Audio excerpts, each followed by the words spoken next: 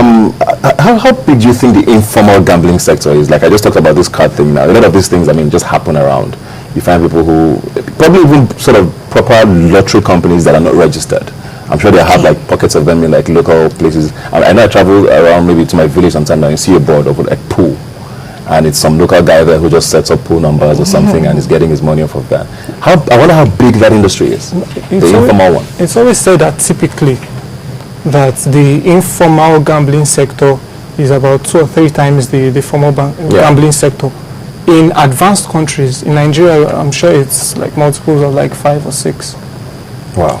But the thing about gambling also we need to, just to touch a little on the regular gambling is different from addictive gambling. For example, you could watch football every day without being addicted to it. So I want us, because you know gambling is such a dirty word. Meanwhile, gambling is something that also has a very positive side. A lot, like she said, a lot of universities are built with the monies from lotteries. A lot of countries finance their education to a large extent with money from lotteries. And in Nigeria, the DG of the Nigerian Lottery Regulation Commission was saying that by the time the lottery is well established in Nigeria, we could be making, the Nigerian government could be making 250 billion naira a year from as taxes. So it's not. So let's be careful not to paint something that is enjoyable and that can be engaged in on a regular basis bad. And that, like what I was saying, when it comes to people who are addicted to gambling, they exist, but I won't say that they're in I would say they're in a minority, and I would not say that relative to so many other negative vices that addicted gamblers are so many. I like the point you raised there about, you know, the revenue that's achievable in that sector. You've worked in those little sector before. What are some of the lessons that the National Lottery, for example, can draw from the sort of things you guys do or did to actually make it? Because I don't understand why we don't have all national lotteries. There shouldn't even be one. Most countries have 3, 4. Yeah. Not just, it depends on your staff, first and foremost. You have to keep checking your staff, like most companies always do. Employ the right people, watch them, have checks and balances. Then also when you start the Nigerian, create awareness, and not just the awareness, make sure it's everywhere, it's easily accessible. You just don't have it in the major cities or maybe one, like most Nigerian national things, maybe there's just one office for it. Make sure it gets everywhere, into every cranny of the society, as in wherever you pop out, you see, oh, there's a little shop here, you could just get a ticket and apply for it. All that. Then also make sure that each money that is coming in is well accounted for, because even according to the Nigerian Lottery Regulation Commission, if every lottery company gets every money they make, 50% is meant to go back to the people, the applicants for the lottery, then 20 goes to the commission, then the company gets like 30. So if the Nigerian lottery wants to start that, they have to make sure, okay, this is their funds, lottery funds, this amount of the money is going this way, as in make it legalized, they are proper auditing and all that. So I just want to take you back now to how much of an issue does trust play in this? I mean, with companies, it's probably why I think sometimes maybe the National Lottery hasn't succeeded, because people think, I just give my money, I won't get anything back ever. How do you gain that sort of trust from people to know that, okay, this is actually a credible way to game? Well, trust is one element, but the business model has to be right.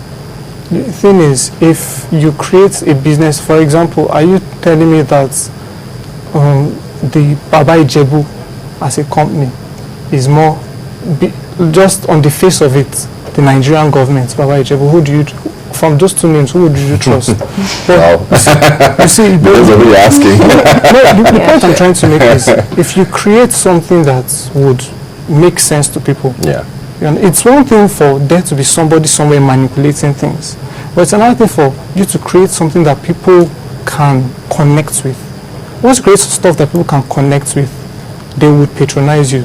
I think what happened with the national lottery is perhaps they underestimated the amount of work that had to be done. Like she said, this is some stuff that has to get to every nook and cranny. And sometimes you even ask yourself, is that not coming a little too early, saying you want to have a national lotto? What if you had maybe an Abia State lotto, a Kaduna State lotto, a Lagos tried that. Even Lagos one seems to. Is it still on? I don't think it is anymore. Even that didn't seem to succeed. The point I'm trying to make is, when people are comfortable with the idea, then if you try something on a national scale, it's something that has been proven, at least at the state level.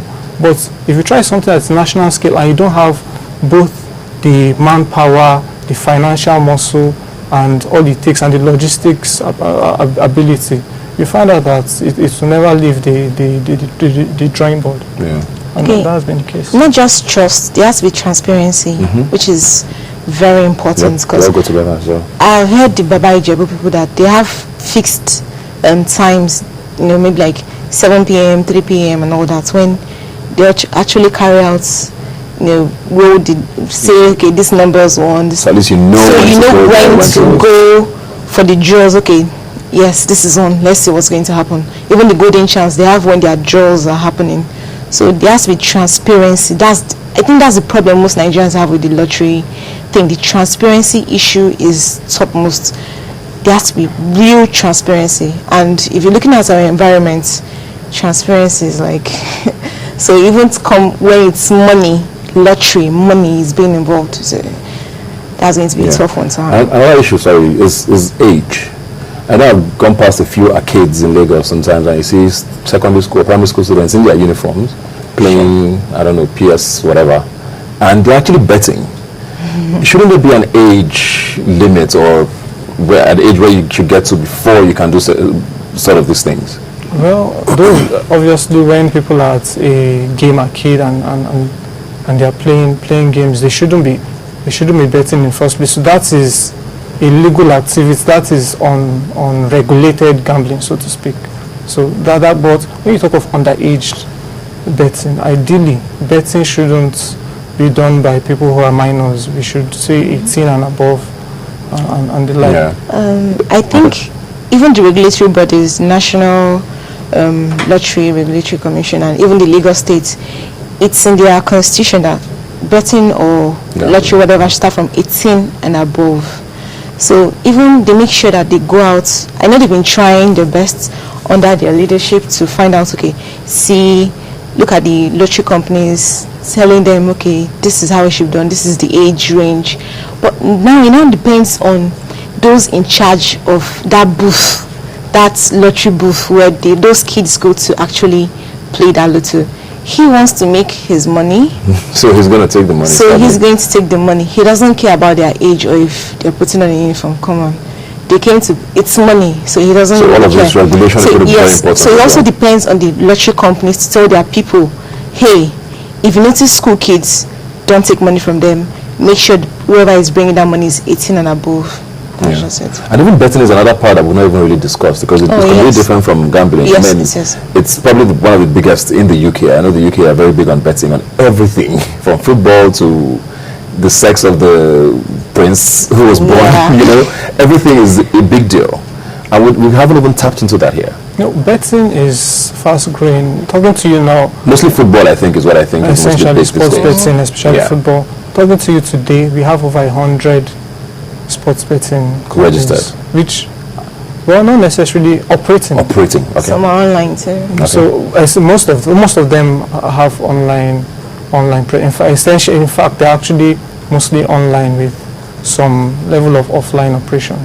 So those exist, and when you quoted the 40 billion naira figure, a good percentage of that is sports betting companies. And you see, the thing about sports betting is, because, or let's say football betting, because a lot of Nigerians love football, it is the kind of gambling that cuts across all ages, all social strata. So long as you love the game and you're passionate about it, you're very likely to bet on it. Yeah.